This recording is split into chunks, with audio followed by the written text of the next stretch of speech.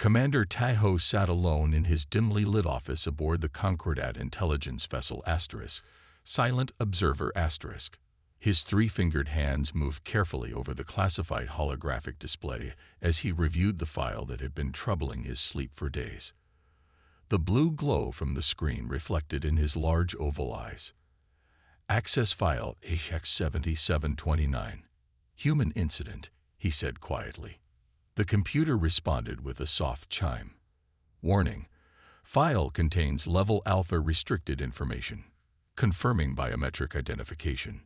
A thin beam of light scanned Taiho's retina before the computer continued. Identity confirmed. Welcome, Commander Taiho. The file opened, displaying a timeline of events that had changed the course of galactic history. Taiho had been studying these records for weeks now, trying to understand how things had gone so terribly wrong. Computer, replay the footage of first contact with human vessel Horizon, he ordered, his voice steady despite his growing unease. The holographic display shifted to show a recording from the Concordat patrol ship * Righteous Observer *. The human colony vessel appeared ungainly to Concordat standards, all angles and exposed structural elements, rather than the smooth organic curves preferred by most spacefaring races. Captain Mirko's voice came through the recording. Unknown vessel, this is Captain Mirko of the Galactic Concordat. Your ship has entered regulated space. Reduce speed and prepare for inspection. No response came from the human ship. They couldn't understand us yet, Taiho muttered to himself. We didn't know their communication protocols. The recording continued. Captain Mirko, following standard procedure for unresponsive vessels, ordered a warning shot to be fired ahead of the human ship. A small energy pulse left the Concordat vessel, but something went wrong. The warning shot, calibrated for the shield systems of known species, struck the human ship's forward section. The unshielded hull cracked open to the vacuum of space. Emergency systems activated too late as the human vessel began to break apart. Taiho paused the recording, his finger hovering over the control. He had seen this footage 17 times now, but it still disturbed him. The destruction of the Horizon had been a tragic accident, the result of incompatible technologies and hasty judgment. The Concordat had prepared a formal apology and reparation package, assuming the matter would be settled diplomatically as it had been with other species. They had been very wrong. Computer, skip forward to the Nebula 9 incident, Taiho commanded. The timeline jumped ahead 3 standard weeks. The outpost Nebula 9 appeared on screen, a sprawling scientific and trading post on the edge of Concordat space. Life had continued normally there. The destruction of a single human colony ship considered a regrettable but minor diplomatic incident. Then it happened. Without warning, without any detectable approach, a vessel simply appeared near the outpost. The ship was unlike anything in Concordat records, a long, dark shape that seemed to absorb light rather than reflect it. No energy signatures, no radiation, no indication it was even powered. Where did it come from? Asked the recorded voice of Outpost Commander Yunji. Unknown, sir. It just appeared, replied her sensor officer. Taiho leaned closer to the display, watching as Outpost Nebula 9 followed protocol. Unknown vessel, this is Outpost Nebula 9. You have entered Concordat space. Please identify yourself. Silence. Unknown vessel, we are sending you our communication protocols. Please respond. More silence. Then, without warning, the dark ship fired. A single beam of energy, so focused and dense that the sensors had trouble categorizing it, struck the outpost's central hub. The explosion that followed consumed nearly 80% of the station in seconds. The recording switched to the emergency transmission from the sole survivor, Sub-Officer Gilwu, who had been in a maintenance pod outside the station's sensor range. They gave no warning. Gilwu's voice trembled in the recording. The human vessel made no response to our hails. It fired once. Only once. That was all it needed. The footage showed the aftermath. The human ship simply vanishing. Not jumping to hyperspace, not accelerating away. It was there one moment, gone the next. Tai-Ho paused the recording again, rubbing his temples. The blast pattern displayed in the analysis showed something that had confused Concordat weapons experts for months. The energy signature didn't match any known weapon technology. It seemed to bypass shields entirely, as if they weren't even there. He pulled up his personal notes and added a new entry. They were warned about making enemies of humans. They should have listened. The intelligence reports that followed told a story that had sent ripples of fear throughout Concordat space. After the destruction of Nebula 9, more human ships began to appear. Always without warning, always silent, always devastatingly effective. Military installations, shipyards, and defense outposts were struck with surgical precision. Tai-Ho opened another file, this one containing reports from escaped Concordat officers. The pattern was always the same: human ships appearing from nowhere, striking without communication, and vanishing before any meaningful defense could be mounted. What disturbed Tai-Ho most was the clear intent behind the attacks. The humans weren't trying to conquer territory or seize resources. They were systematically dismantling the Concordat's ability to wage war while minimizing civilian casualties. It was a calculated message. The latest intelligence report lay before him, describing a technology that shouldn't be possible. Human ships somehow existed partially outside normal space, allowing them to observe without being observed, to strike without warning, and to disappear without trace. As Tai-Ho closed the file, his gaze drifted to the viewport of his office.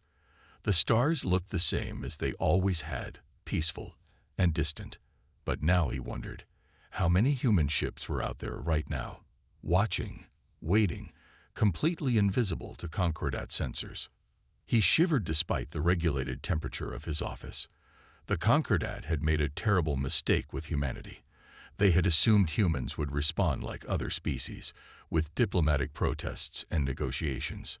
Instead, they had awakened something the galaxy had never seen before: a species that fought wars not with overwhelming numbers or brute force, but with technological superiority so advanced it bordered on the supernatural. And somewhere out there, the Dark Reapers were watching. The soft chime of Tai-Ho's office door broke the silence. He looked up from his desk, where reports of vanished Concordat outposts were scattered across the surface. His scales showed a dull gray color, the result of too little sleep and too much worry. "Enter," he called. Intelligence Agent Su-Bin stepped into the room. Like most female Concordat officers, she stood taller than her male counterparts, her crest of feathery sensors fully extended. A sign of high alert among their species. She carried a small metal case under her arm. "Commander," she said with a formal bow of her head, "thank you for seeing me on such short notice." Tai-Ho gestured to the empty chair across from his desk. "Please sit. Your message mentioned developments about the human attacks." Su-Bin settled into the chair, placing the case carefully on her lap. Her large eyes blinked sideways, a nervous habit Tai-Ho had noticed in her during previous briefings. 6 more installations gone," she reported without preamble. Same pattern as before. No warnings, no communications, no survivors except for exactly one witness at each location. Tai-Ho's scales rippled with a blue tinge of concern. One survivor at each location. That cannot be coincidence. No, Su-Bin agreed. The statistical probability of that happening naturally across 6 separate attacks is virtually 0. Tai-Ho leaned forward. "They're sending a message. They want us to know what's happening." Su-Bin nodded, her crest fluttering slightly. "The survivors are all saying the same thing. The human ships appeared without warning, destroyed their targets with impossible precision, and then vanished. The survivors weren't hidden or protected. They were in plain sight. The humans deliberately spared them." "What about the response from our military?" Tai-Ho asked. "Panic," Su-Bin said bluntly. "They're calling them Dark Reapers now. The human ships. The name is spreading through the ranks like a virus. Crew members are requesting transfers away from frontier stations. Fear is spreading faster than we can contain it. She opened the case on her lap and removed a small crystal, glowing with stored data. She placed it on Taiho's desk where it cast a faint blue light between them. This contains all known footage of human warships, she explained. I've spent 3 cycles analyzing it. Notice anything unusual? Taiho picked up the crystal and inserted it into his desk terminal.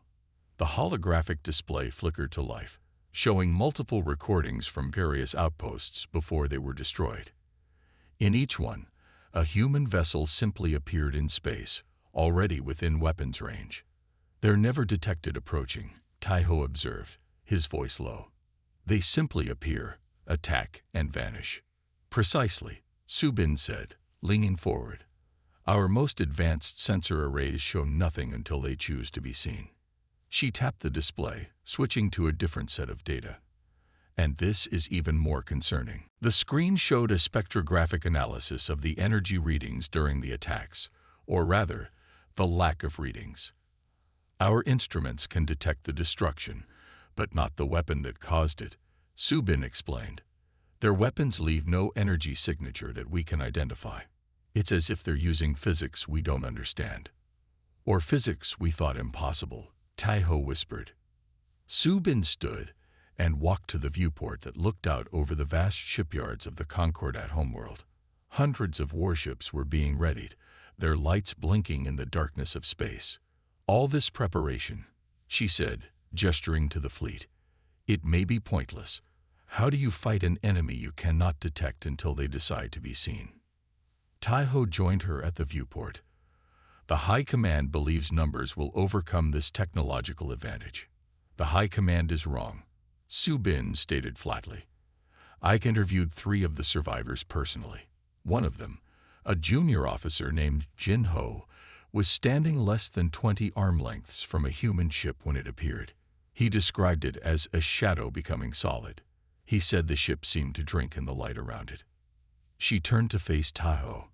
Most disturbing was his description of seeing movement through the viewports of the human vessel. He swears the humans inside were watching him, that they deliberately made eye contact before they vanished again. A chill ran through Taiho's scales.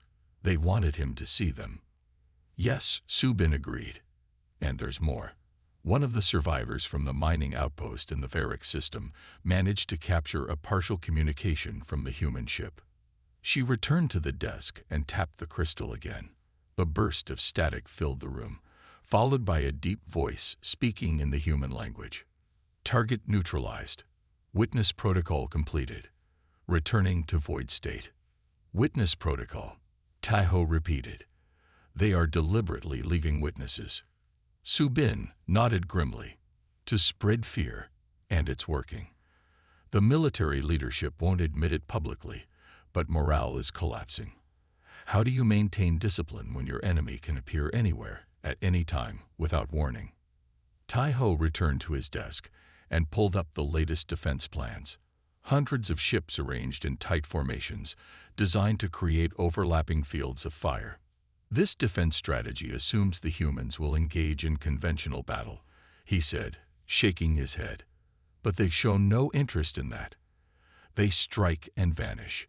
They could be watching us right now, and we would never know. Subin's crest flattened against her head, a sign of deep worry in their species.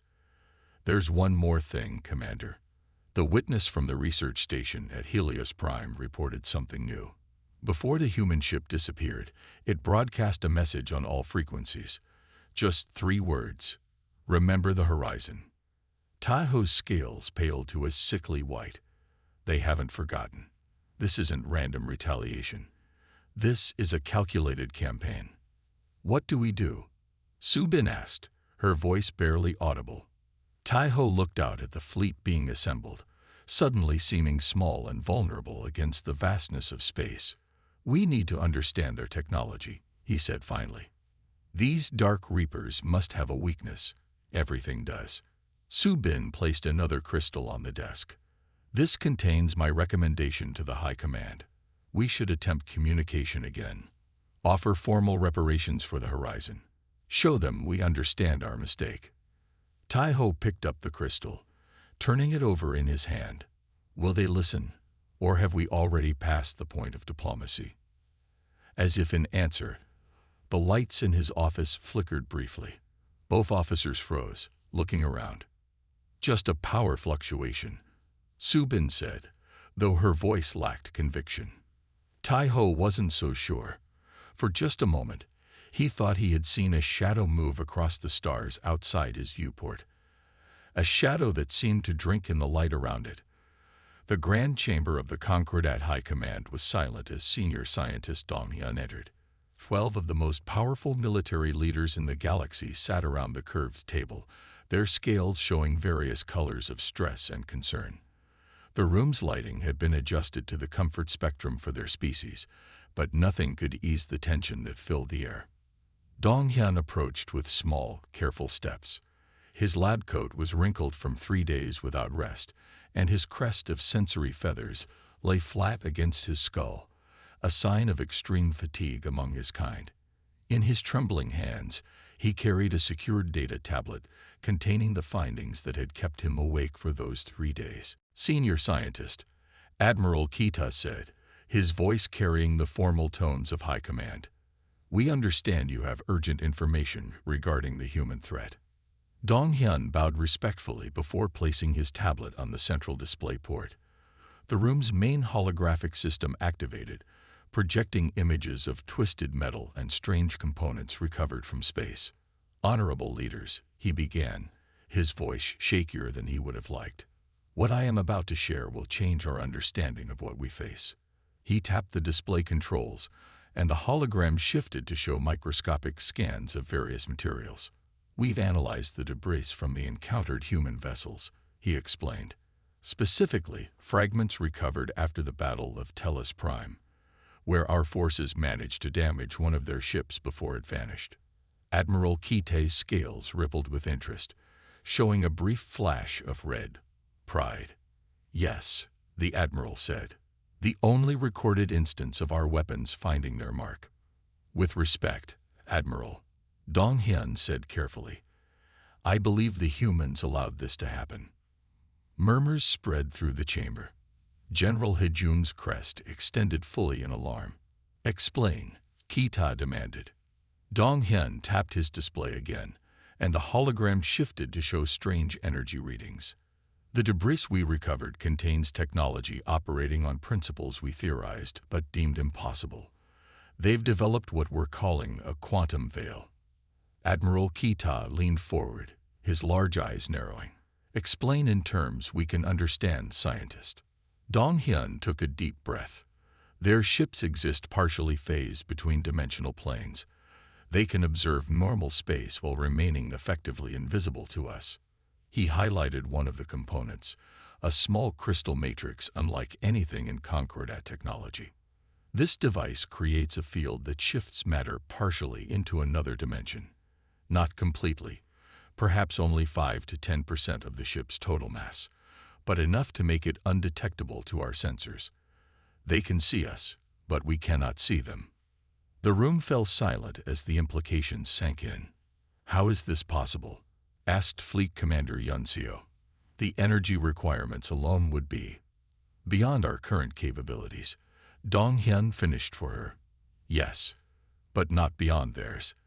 They'd found a way to harvest energy from the dimensional boundary itself.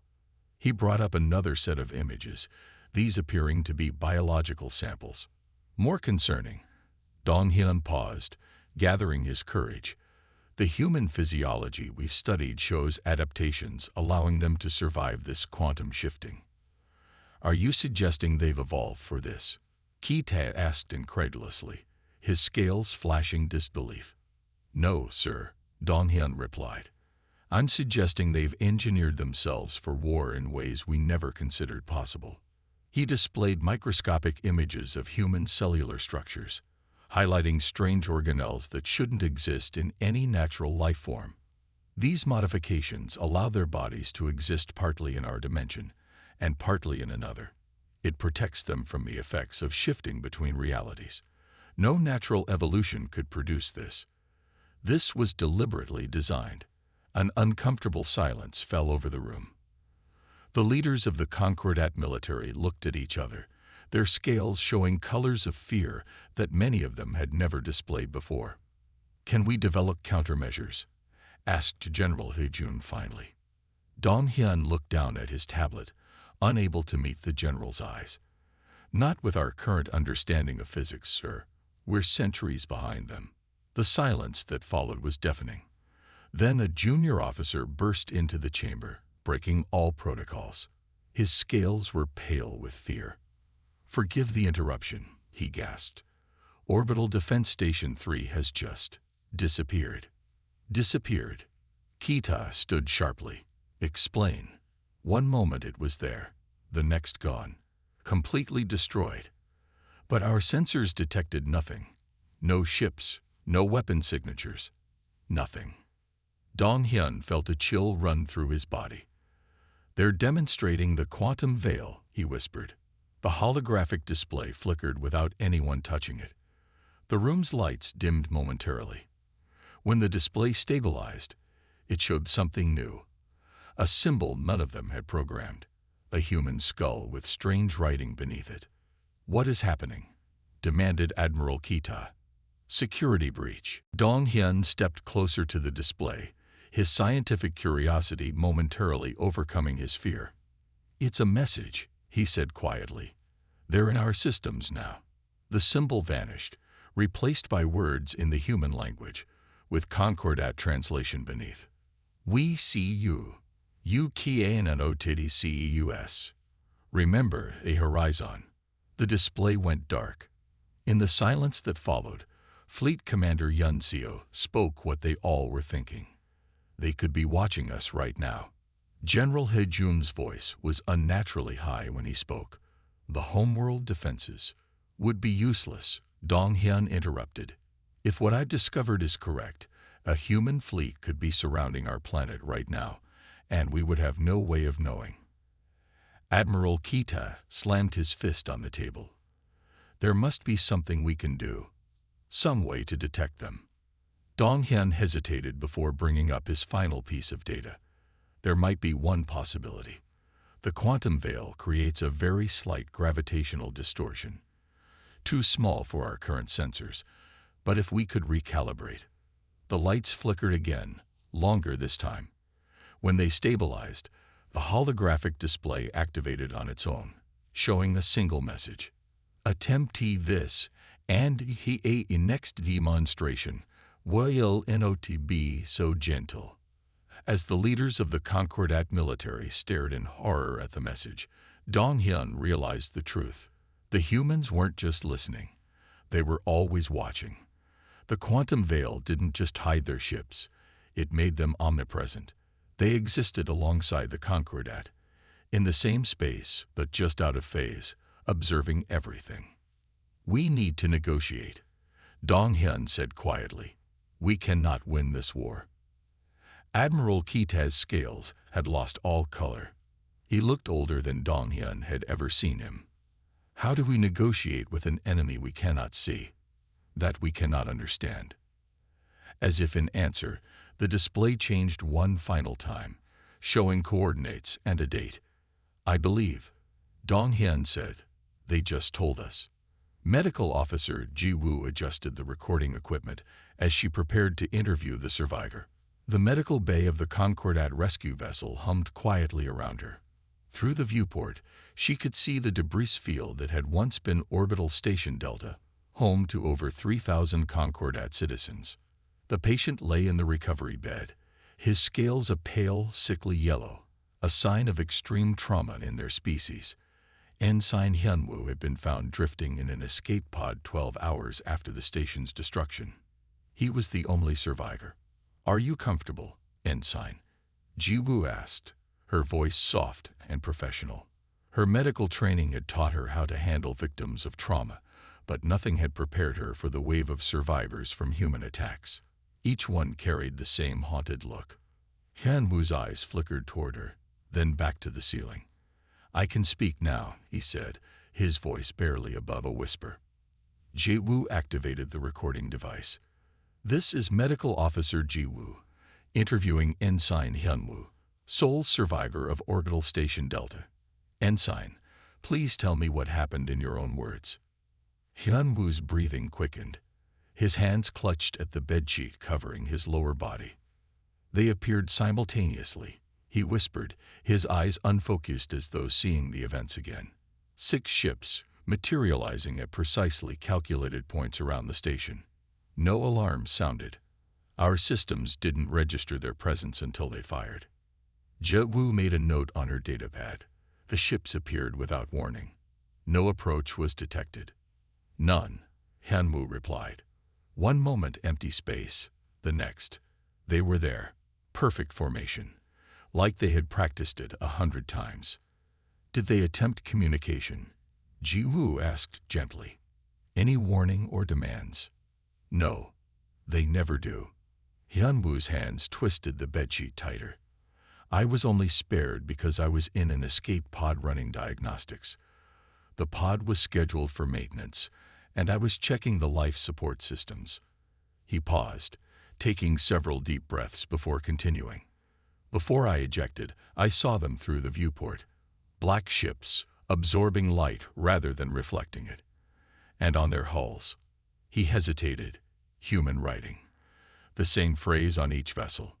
Jae-woo leaned forward slightly. What did it say? Remember Horizon. That's all. Jae-woo felt a chill run through her body. The Horizon incident had been classified. How had this junior officer known about it? Are you certain that's what it said? Hyunwoo nodded weakly. I've been studying human language. It was clear. Remember Horizon. They wanted us to see it. To know why they were killing us. Jae-woo made another note. What happened after you saw the ships? They fired. All at once. Different sections of the station. Perfect coordination. His voice became more distant. I ejected just as the first explosions began. My pod was thrown clear by the blast. I watched. I watched everyone die. His scales rippled with a color Ji-woo had never seen before. A deep, dark blue that seemed to speak of an emotion beyond their normal spectrum. The strangest thing, Hyunwoo continued, was that after the station was destroyed, one of the human ships approached my pod.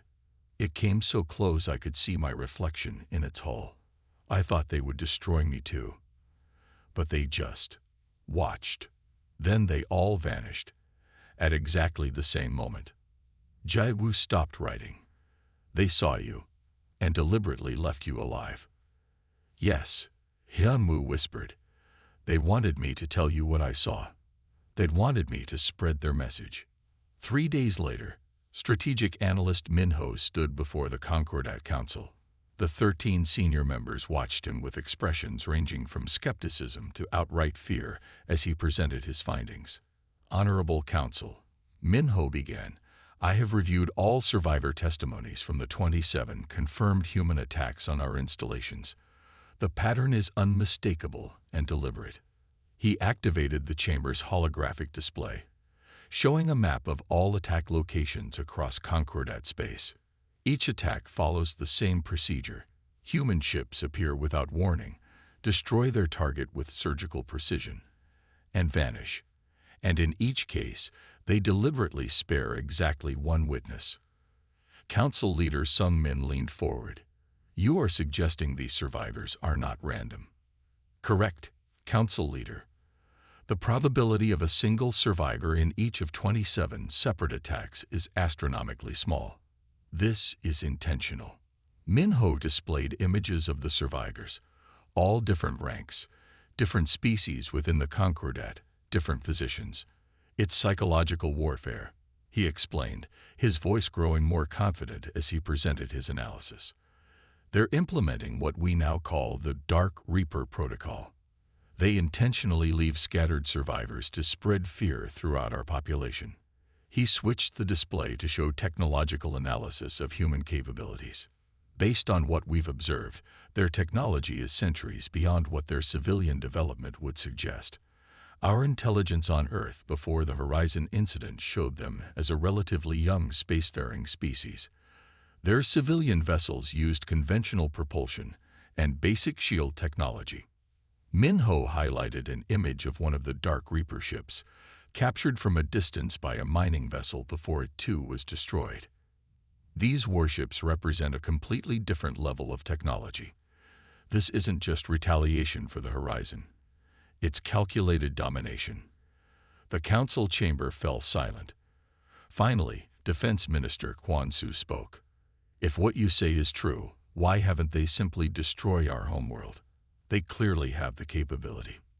Minho had anticipated this question. Because destruction isn't their goal. Control is. He displayed the message that had been reported by multiple survivors. Remember Horizon. The humans are sending a clear message. They could destroy us at any time, but they're choosing not to. Yet, they're demonstrating their absolute technological superiority while reminding us why they're doing it. Council leader Sung Min's scales had turned a pale gray, the color of deep worry. What do you recommend, Analyst Minho? Minho took a deep breath. We must seek peace. Immediately. The humans have the capability to end our civilization, but they haven't. They're waiting for us to acknowledge our mistake and make amends. Surrender. Defense Minister Quan Su's scales flashed angry red. To a species that attacks without warning. That uses fear as a weapon. Minho held his ground. Not surrender. Recognition. The Horizon incident was our error. We fired first. We killed their people. They're showing us that they could do the same to us 1,000 times over, but they're choosing restraint. As the council debated, Minho glanced at the viewport overlooking the capital city. Somewhere out there, invisible to their sensors, human ships might be watching right now. The thought sent a chill through his body. There is one more thing, Minho said quietly, drawing the council's attention back to him. In the most recent attack, the survivor reported something new. Before vanishing, the human ship transmitted a message. He played the recording. A human voice, deep and clear, speaking in perfect Concordat language. The demonstration phase is nearly complete. Negotiation window opens in 3 cycles. Choose wisely. Neutral station Helios floated in the emptiness of space, exactly halfway between Concordat territory and the region humans now claimed as their own. The station had been hastily prepared for the most important diplomatic meeting in Concordat history. The main conference chamber gleamed with fresh coatings, and security systems had been checked dozens of times. Diplomat Jayan stood at the viewport, her scales shifting between colors of anxiety and hope. After 13 standard months of one-sided conflict, the humans had finally broken their silence. They had sent a simple message to Concordat High Command. We will discuss terms. They're late, said Admiral Kita, who stood beside her. His scales showed only shades of anger and wounded pride. No, Jayan replied quietly. They are never late. They will arrive exactly when they intend to. As if summoned by her words, space itself seemed to fold just 500 meters from the station. Where there had been nothing a moment before, a human vessel now existed. Unlike the black warships that had terrorized Concordat space, this ship gleamed silver in the light of the nearby star. Still, its design was unmistakable, the sharp angles and strange geometry that marked human construction. They decloaked deliberately close, Kita whispered. A show of power. A reminder, Jayan corrected. We need no demonstrations of their power at this point. The station's communication system chimed. Human delegation requesting docking permission, announced the controller. Granted, Jayan ordered. And remember, no scans of their vessel. Those were their terms. 30 minutes later, the human delegation entered the conference chamber. There were 3 of them. Tall, bipedal beings with strange, flat faces and soft skin instead of scales. They wore simple black uniforms with no visible weapons, though that meant little given their technological capabilities. The leader stepped forward and bowed slightly, a gesture they had clearly researched from Concordat culture. I am Director Alexandra Chen of the Human Defense Force, she said in perfect Concordat language. We are prepared to discuss terms of peace. Jayan returned the bow. I am Chief Diplomat Jayan of the Galactic Concordat. We welcome this opportunity to end hostilities. The negotiations proceeded with surprising efficiency. The human terms were already prepared and presented on a single data crystal. As Jayan reviewed them, she felt a wave of confusion. The terms were surprisingly generous. Reparations for the Horizon incident to be paid by the Concordat, a substantial sum, but not crippling. Recognition of human territorial claims, modest, considering their demonstrated power, and technological exchange programs, limited, but meaningful. These terms are, Jayan hesitated, searching for the right word. Fair, suggested Director Chen with what appeared to be a smile. Unexpectedly reasonable, Jayan finished. After such devastating warfare, we anticipated more severe demands. The human director clasped her hands together and leaned forward slightly. Why would we make unreasonable demands? That would only create resentment and instability. Admiral Kita, who had remained silent until now, could contain himself no longer. You've destroyed 27 of our installations, killed thousands of our people, and now you speak of reasonableness. Director Chen turned her attention to the Admiral. Her expression remained calm, but something in her eyes made even Kita fall silent. We destroyed military installations, she corrected, and we killed exactly 3,291 Concordat personnel. Compare that to the 12,457 human lives lost on the horizon. The chamber fell silent.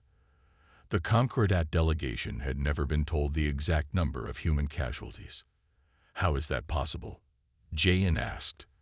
The Horizon was a colony ship, but not of that size. It was carrying families. Director Chen said simply, children, multiple generations setting out to build new lives. The weight of this revelation settled heavily on Jayan's shoulders. The Concordat had known they had destroyed a civilian vessel, but not the full scale of the tragedy. Why such reasonable terms after such devastating warfare? Jayan asked, returning to the original question. The human smiled, but it didn't reach her eyes. To demonstrate we could have destroyed you all but chose not to. Mercy is also strength. The peace treaty was signed within hours. As the formal ceremony concluded, Director Chen activated a small device she had carried with her. A holographic display appeared in the center of the chamber, showing the Concordat's home systems. Thousands of positions were marked throughout their territory. What are these? Asked Jayan, though she already suspected.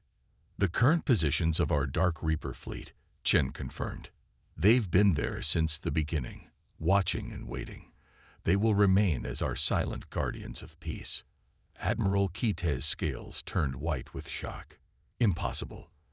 Our sensor network would have detected. Your sensors see what we allow them to see. Chen interrupted gently. This is not a threat, Admiral. It is simply information you should have. We will maintain this presence to ensure the peace we have just established. After the human delegation departed, Jayan returned to the Concordat capital ship in silence. What could one say in the face of such overwhelming technological superiority? The humans could have destroyed their entire civilization, but had chosen restraint instead. Back at Concordat Command, Commander Tahoe received Jayan's full report. He had been monitoring the situation from the beginning, ever since the destruction of the Horizon. Now, in the privacy of his office, he completed his final analysis. The report would go directly to the Concordat Supreme Council, the highest governing body of their civilization. His words would shape their policy toward humans for generations to come. Tahoe wrote carefully, "It is the recommendation of this intelligence office that peace with humanity be maintained at all costs. They do not wage war as we understand it. They do not seek conquest or resources. They seek only respect and security. Deny them either at our peril. The humans have demonstrated technology beyond our current understanding. Their quantum veil allows them to observe without being observed, to strike without warning, and to maintain an invisible presence throughout our territory. We cannot match this capability within any reasonable time frame. However, their actions show restraint and reason. Despite their overwhelming advantage, they have chosen limited retaliation and fair peace terms. This suggests a species we can coexist with, provided we respect their boundaries. The incident that began this conflict, the destruction of the colony ship Horizon, must serve as a permanent reminder of the consequences of hasty action. We fired first. We must never do so again. Tai-Ho paused, considering whether to include his final thought. After a moment's reflection, he added, "Most telling is what the humans did not do. They could have destroyed our homeworld. They could have demanded our surrender. They could have taken our resources. They did none of these things. Instead, they taught us a lesson about power. True power lies not in destruction, but in the choice to withhold it." As he sealed the document with his official mark, Tai-Ho glanced out the viewport of his office. The stars looked peaceful, unchanged. Yet he knew that somewhere out there, invisible to their sensors, human ships were watching. The stars outside his window briefly flickered, the telltale sign of a quantum shift. The humans were still watching. And perhaps, Tai-Ho thought, that was for the best. A galaxy at peace, maintained by the silent guardians of humanity. The uneasy peace had begun.